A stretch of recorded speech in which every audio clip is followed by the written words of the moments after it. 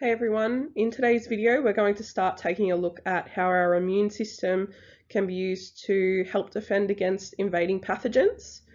Specifically, this video is going to be focusing on the first line of defense, which is the barriers that our body possesses to prevent an infection from a pathogen. So this video is going to relate to the following dot point, where you specifically need to focus on the physical, chemical, and microbiota or microbial barriers that prevent infection from a pathogen. This video is going to specifically focus on what we have as humans, but you do also need to be aware of some of those chemical and physical barriers that exist in plants as well. Your immune system is an amazing thing. It's actually mind-blowing that our bodies and our cells have the ability to do the things that they do. And hopefully you guys appreciate it a little bit more as we go through this topic and hopefully towards the end of it. So in terms of your immune system, the focus here on out is going to be splitting it into, I guess, different categories or different lines of defense, different severities or, I guess, strengths of defense. So you'll see in this diagram here, we've got our immune defenses here in the middle, and they branch off into innate, natural / non-specific immunity. So this branch here is looking at your immune response that you are born with.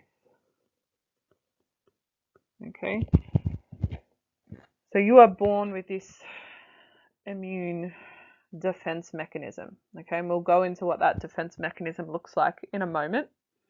But it is referred to as the innate immune response, the natural immune response, the non-specific immune response. Okay, so it's almost like your body's natural way of attacking anything that registers as non-self, and it attacks everything the same way. So it doesn't matter if it's a virus, a bacteria, a fungus, another human cell that's entered your body, perhaps through a blood transfusion. Doesn't matter what it is, it's going to attack it in the exact same way because it's being recognized as a non-self antigen on the surface of those cells or that particular microbe that's entered. On the other side of the diagram, we have something called the adaptive, acquired, or specific immune response. Now this one is a little bit more sophisticated and it's a little bit more complex. This is something that you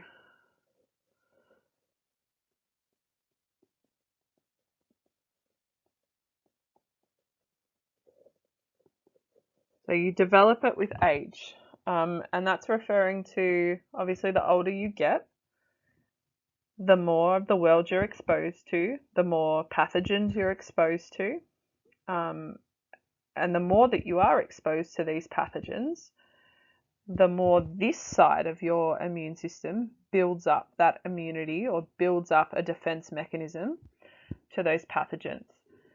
It does mean that because you're developing this with age, it's almost like your cells are learning how to fight pathogens or non-self antigens that enter your body, because this is something that your body is learning to do.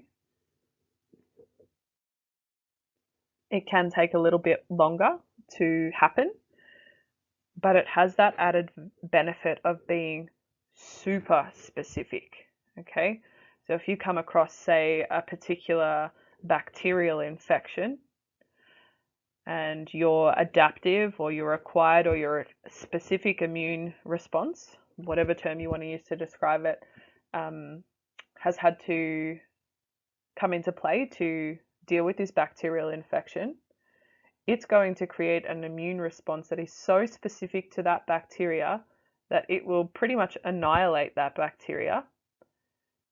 And if that bacteria was to somehow try and reinfect your body a week, a month, a year down the track, your immune system would be ready to go because it has remembered hey, this bacteria has infected me before. I know exactly how to target it. I know exactly how to destroy it and get it out of this body as quick as I can.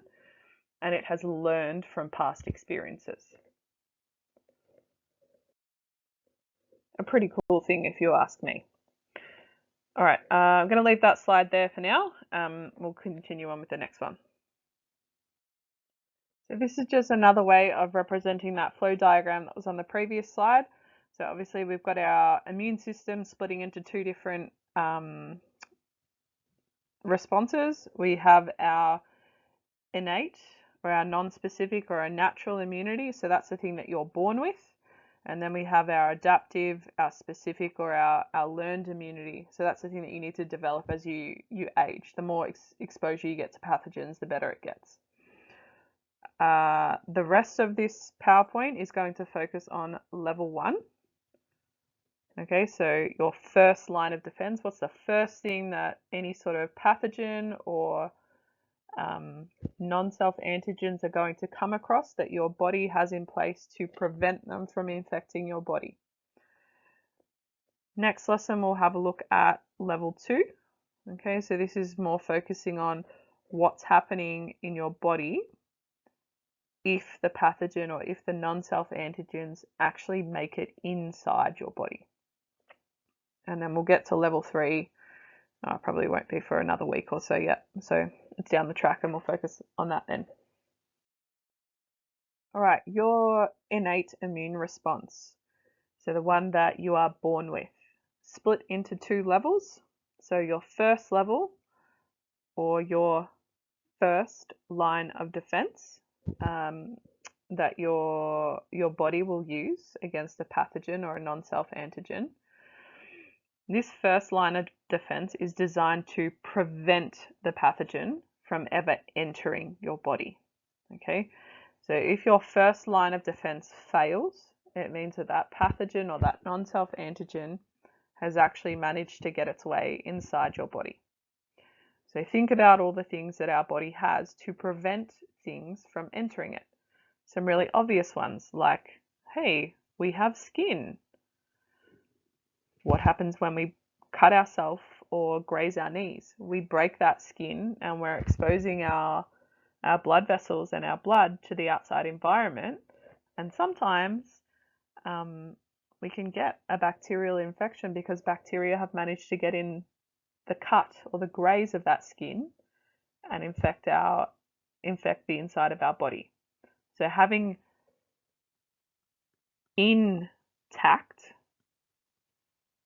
skin is a great first line of defense. Having intact skin, so no injuries, no cuts, no grazes, is a great first line of defense to prevent any sort of bacteria or virus from entering our body. Think about all those ads you're seeing on TV and stuff and all over social media at the moment about being super careful about washing your hands. Don't touch your nose, your mouth, or your eyes, because you could potentially be allowing the coronavirus particles to enter your body.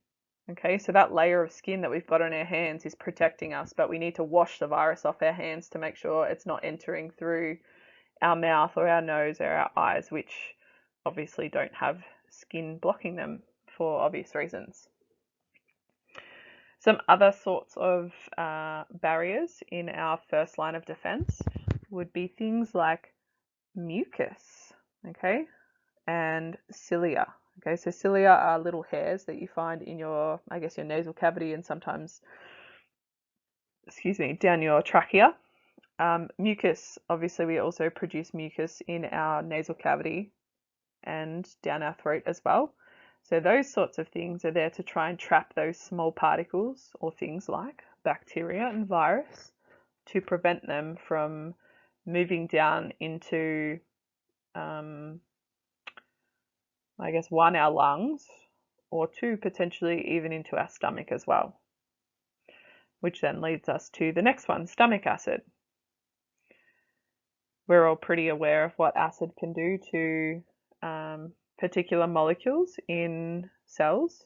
So thinking back to enzymes and pH, if we lower the pH, which is what we would be doing with our stomach acid because it has a pH of about 2, it's very acidic, it would probably denature quite a number of enzymes in different pathogens out there.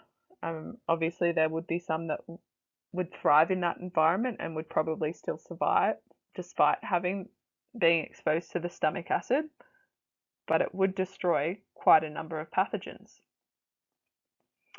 We also produce something called lysozymes. Okay, so it's different to lysosomes. Lysosomes were the trash cans of a cell. Lysozymes are actually enzymes that are secreted in your tears. Okay, so that's one of those chemical barriers that your body is producing.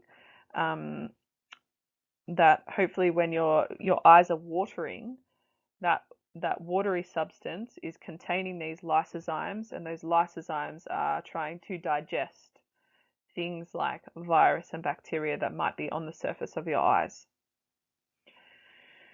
We also have natural bacteria. Okay, most of that's located in our gut or our digestive tract. Again, that can help with sometimes secreting different chemicals to help change the pH of the environment, which again we know is not ideal for lots of different organisms. We also have things like our natural reflexes. These are actually one of our first line of defense mechanisms. Okay, so sneezing, vomiting, coughing, diarrhea, all of those things, the reason our body is naturally doing those things is because they have detected that something is trying to get into your body that probably shouldn't be there. So their natural response is to, quick, how do we get out as fast as we can before it takes hold in our body? So if something starts to, irritate your nasal cavity, your natural response is usually to sneeze, hopefully to flush out whatever's in your nose. Or if you've eaten something that is maybe not quite right, okay, the natural response is to vomit, or maybe your body hasn't detected it until it's got too far down your digestive tract, so it's gone past the stomach, it's now in the small intestines. Well, the way it gets rid of that is it triggers diarrhea and it flushes out your intestines. So your body's got lots of, chemical and physical barriers to try and prevent pathogens from, one, entering your body, and two, taking a hold of your cells. Once they've entered your body and take hold somewhere inside you, that's when we need to upgrade our defenses and start looking at those higher levels. All right, now what I want you guys to do is to have a go at doing some research into the chemical and physical barriers of the first line of defense in plants. I've given you several examples of chemical and physical barriers in humans. So, for example, the physical barriers were things like intact skin. A chemical barrier would be something like the lysozymes in tears. So just take a couple of minutes when the question pops up on your screen to do some research online. And I'd really love it if you could find at least 3 examples of the first line of defense in plants. They can be chemical or physical barriers, that's fine.